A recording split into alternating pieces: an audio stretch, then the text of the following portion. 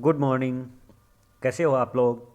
परिष्कार क्लासेस सरदार सर के YouTube channel में आप सभी का स्वागत है। आज है 8 जनवरी।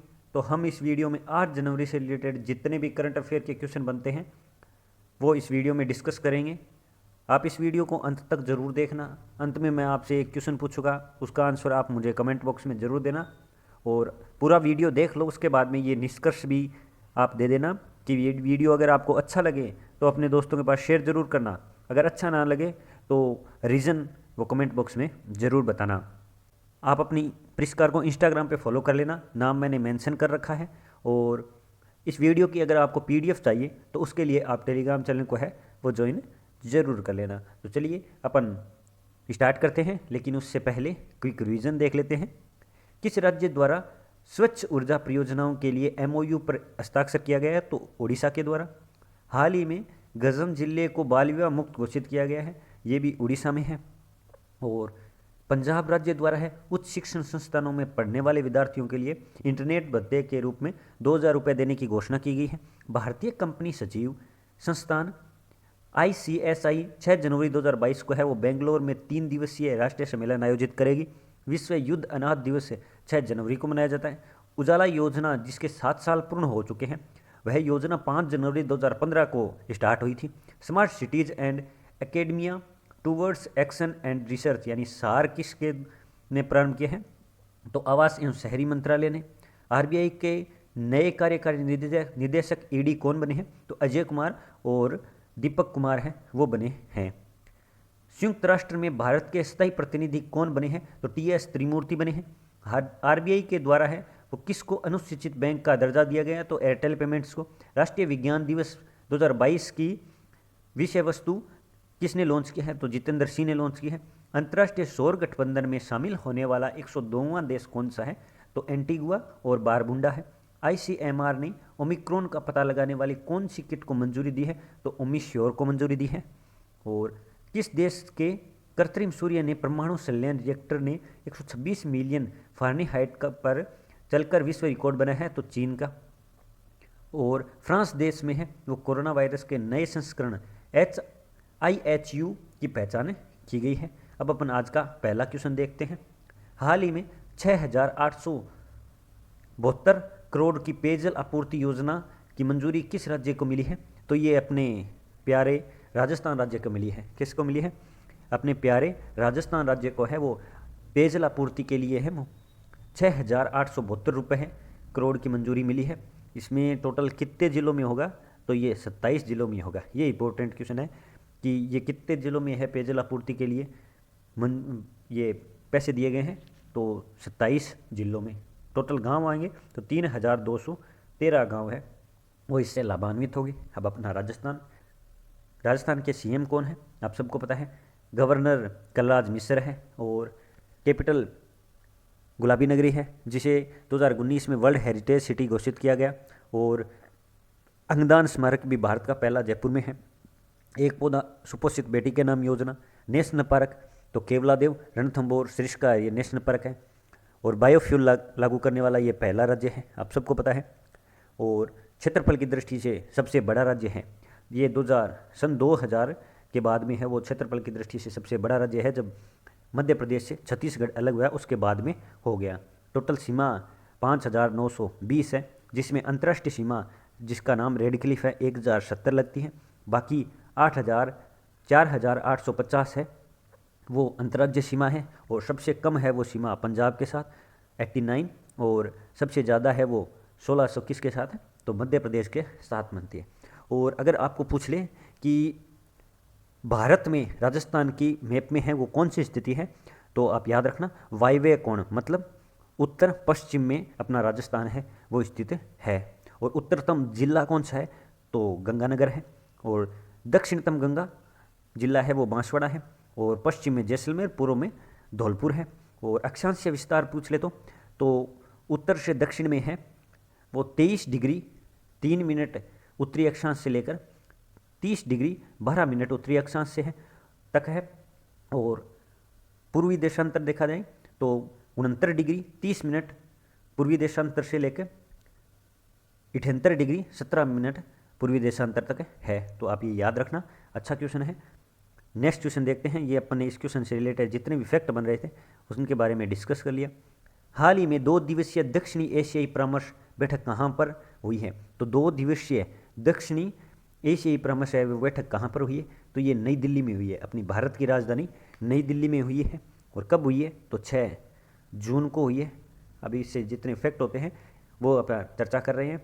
और इसमें कौन कौन से देश शामिल हुए हैं?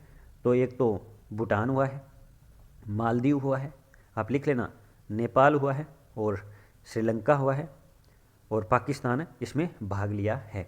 और भारत की तरफ से इसमें अध्यक्षता किसने की है या कमान किसने संभाली है? तो भूपेंद्र यादव ने संभाली है, जो जलवायु मंत्री है। किसने? भूपेंद्र यादव। नेक्स्ट क्वेश्चन देखते हैं। नेक्स्ट क्वेश्चन है अपना, सरकार ने वन डिस्ट्रिक्ट वन प्रोडक्ट के रूप में कितने ब्रांड को लॉन्च किया है? तो वन डिस्ट्रिक्ट वन प्रोडक्ट के रूप में है वो कितने ब्रांडों को लॉन्च किया है? तो 6 ब्रांडों को है वो लॉन्च किया है। किसके द्वारा? सरकार के द्वारा। वन डिस्ट्रिक्ट वन प्रोडक्ट है, इसके बारे में अपन ने देख ही लिया था। कौन सा राज्य है वो अव्वल रहा था? तो उत्तर प्रदेश अव्वल रहा था। अब इसके बारे में चर्चा करते हैं। ये मैंने आपको लिख के दे दिया है ताकि उतारने में आपको आसानी हो, लेकिन जो टेलीग्राम पे PDF आएगी उसमें ये नहीं आएगी, डायरेक्ट आंसर आएंगे। खाद्य प्रसंस्करण मंत्री पशुपति कुमार पारस है जो इसके ये ब्रांड लॉन्च किए हैं, वो खाद्य प्रसंस्करण मंत्री के द्वारा किए गए हैं। इसमें अमृत फल, कोरीगोल्ड, कश्मीरी मंत्र, मधु मंत्र और सोमदना और दिल्ली बैंक, ये है वो इसमें 6 ब्रांड है वो घोषित किए गए हैं। नेक्स्ट क्वेश्चन देखते हैं। नेक्स्ट है, किस राज्य के मुख्यमंत्री ने 2 दिवसीय अंतर्राष्ट्रीय शिक्षण सम्मेलन का उद्घाटन किया है? तो 2 दिवसीय अंतर्राष्ट्रीय शिक्षण सम्मेलन का उद्घाटन है वो किसके द्वारा किया गया? गुजरात राज्य के मुख्यमंत्री के द्वारा किया गया है। किसके द्वारा किया गया? गुजरात राज्य के मुख्यमंत्री हैं उनके द्वारा है वो 2 दिवसीय अंतर्राष्ट्रीय शिक्षण सम्मेलन का है वो उद्घाटन किया गया। अब कहाँ पर किया गया? तो ये स्क्रीन में आपको दिख रहा है, अहमदाबाद में किया गया। और 10 से 12 जनवरी को ये 10वें वाइब्रेट गुजरात समिट के अग्रदूत के रूप में आयोजित होंगे। किसके रूप में होंगे? 10 से 12 जनवरी को आयोजित होगा। 10वें वाइब्रेट गुजरात समिट के रूप में है वो आयोजित होंगे। और गुजरात के CM तो भूपेंद्र भाई पटेल है, गवर्नर आचार्य देवव्रत है, कैपिटल गांधीनगर है, सबसे बड़ा टॉय म्यूजियम है।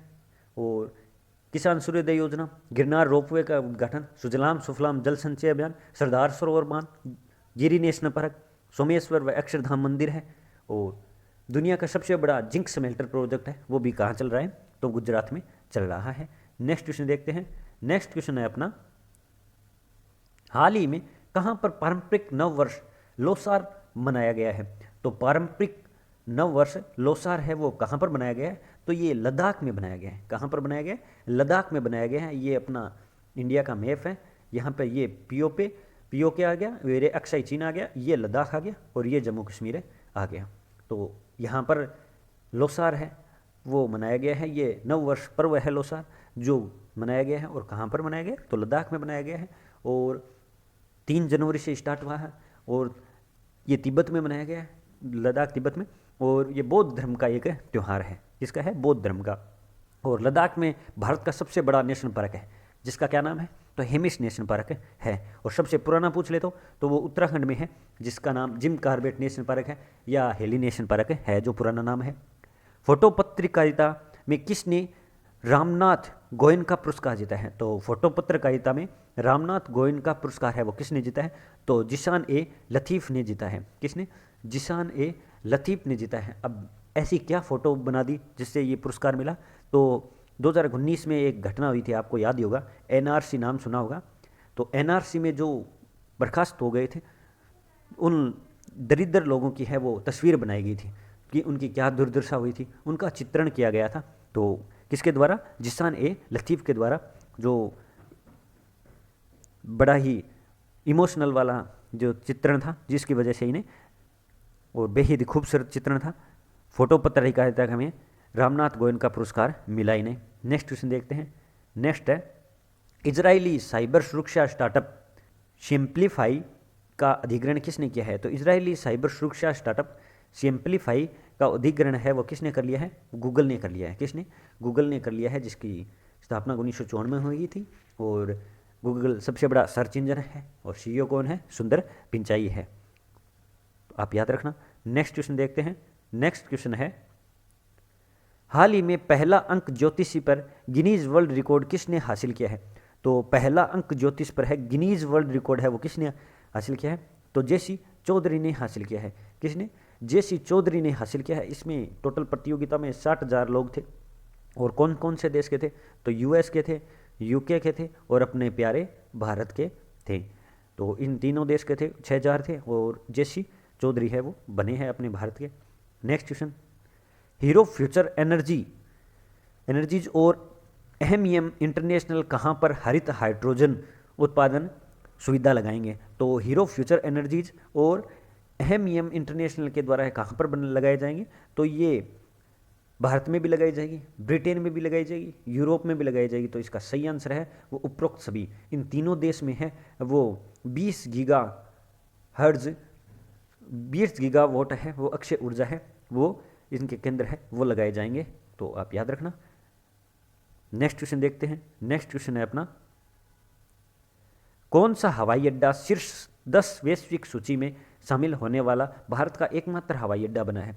तो ये भारत का एकमात्र हवाई अड्डा चेन्नई हवाई अड्डा बना है। ऑप्शन नंबर बी इसका सही आंसर है, चेन्नई हवाई अड्डा बना है। इस सूची में टॉप 10 में आया है और वैसे इसका स्थान भारत में 1 नंबर पर है, लेकिन इस लिस्ट में 8वें नंबर पर है। अब लिस्ट में 8वें नंबर पर है तो पहले, दूसरे और तीसरे नंबर पे कौन से हैं? तो पहले पर है वो अमेरिका का है, मियामी हवाई अड्डा। कौन सा? मियामी हवाई अड्डा है वो अमेरिका का है। फिर जापान के हैं 2 कंटिन्यू, एक तो है फुओका और हानेडा हवाई अड्डा। ये 2 हवाई अड्डे हैं वो जापान के हैं, पहले, दूसरे और तीसरे स्थान पर। और इसका वैसे भारत में पहला है और टोटल लिस्ट में 8वां है। भारत अमेरिका व्यापार परिषद के प्रमुख कौन बने हैं? तो भारत अमेरिका व्यापार परिषद के प्रमुख हैं वो कौन बने हैं? तो अतुल केशव बने हैं। कौन? अतुल केशव हैं, वो भारत अमेरिका व्यापार परिषद के हैं, वो प्रमुख बने हैं। नेक्स्ट क्वेश्चन, भारत के पहले ओपन रॉक संग्रहालय का उद्घाटन किसने किया है? तो भारत के पहले ओपन रॉक संग्रहालय का उद्घाटन किसके द्वारा किया गया है? तो डॉक्टर जितेंद्र सिंह के द्वारा किया गया है। किसके द्वारा?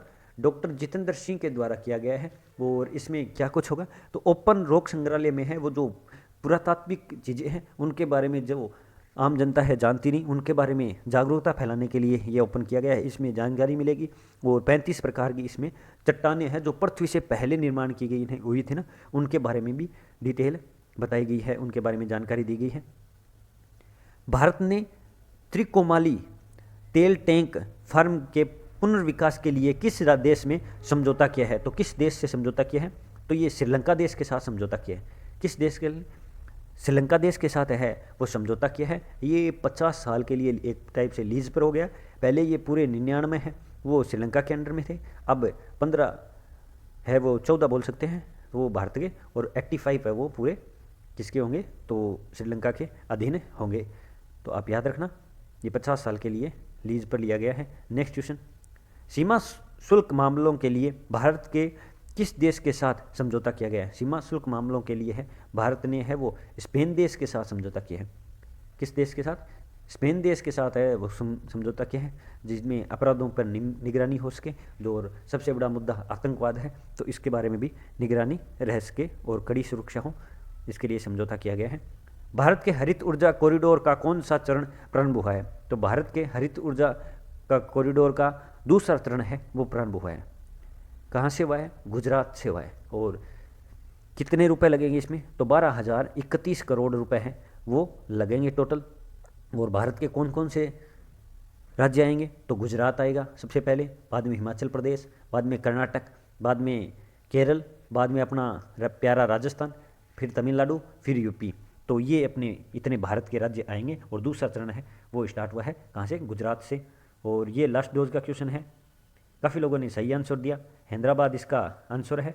और ये आपके लिए छोड़ा गया क्वेश्चन है, आप इसका आंसर मुझे कमेंट बॉक्स में ज़रूर बताना।